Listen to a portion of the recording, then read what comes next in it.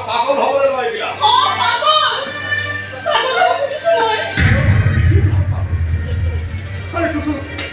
নামৰ এটা ফেমিলি আছে নাম এজন বিখ্যাত মাছ অভাৱ অভিযোগ ধৰিবলৈতো একো নাই কোনে কৈছে নাই কোনোবা দিনা যদি উভতি আহে